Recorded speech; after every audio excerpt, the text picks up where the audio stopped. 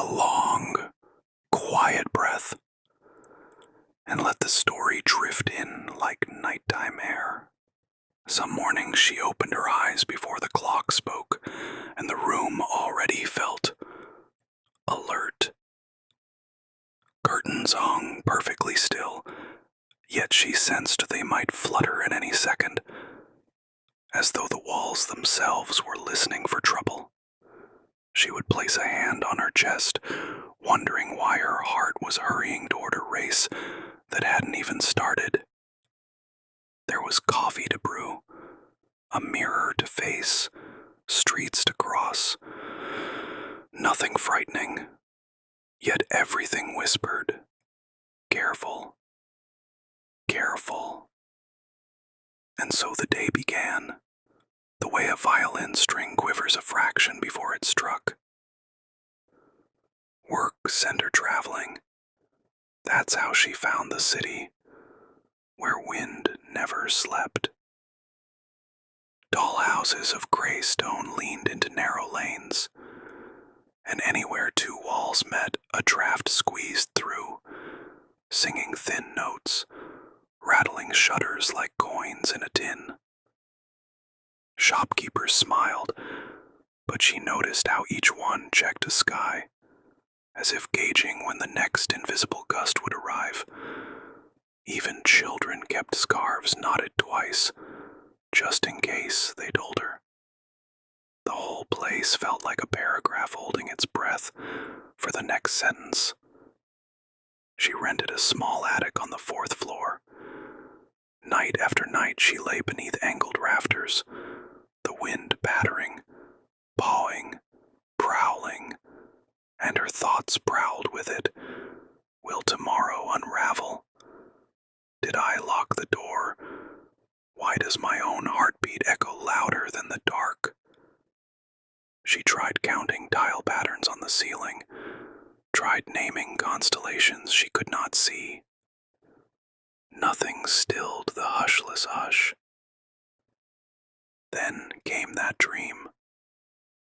In it, she walked a moon-dusted road to a gate made of willow branches. A lantern waited on the post, already lit, although no hand had struck its flame. Beyond stood a wooden house, plain, old, breathing the scent of cedar. Inside, floors creaked in a language that said, "Welcome.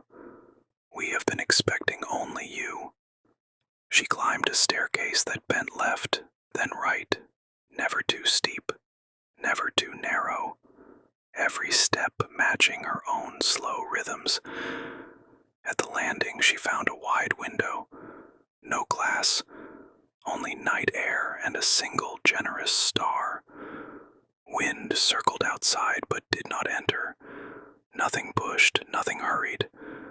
And though she was alone, she felt a presence like warm wool settling on her shoulders, murmuring without words, "Let the walls hold the weather for you.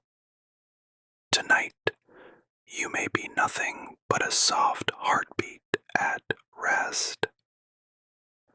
She woke just before dawn. The real attic remained dim. The city wind still pressed at the panes. Yet something subtle had shifted.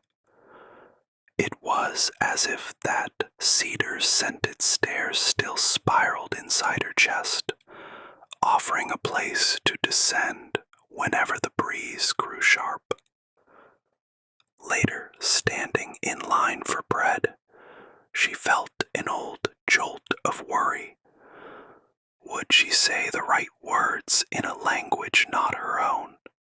But then she touched an invisible handrail within, and the anxiety slowed, like a train gliding into a station, rather than slamming the brakes. Walking home, she noticed laundry flapping furiously on balconies. Yet inside her, daylight pulled quietly, unbothered by the tug of winds. Anxiety still visited. Some evenings it arrived uninvited, arms full of phantom what-ifs. When it knocked, she did not force it away. She led it to the inner stair. Down they walked together, step, breath, step, until they reached the silent landing where no weather intrudes. There, she would hear the unspoken voice again. Wind is only air, looking for somewhere to belong. You already belong. And the wind, recognizing it had no quarrel here, would drift back to the eaves, leaving her heartbeat to settle into the gentle hush of a house that waits, always open, always safe. Inside her. Let the last image linger. Feel the stair beneath your feet, the cedar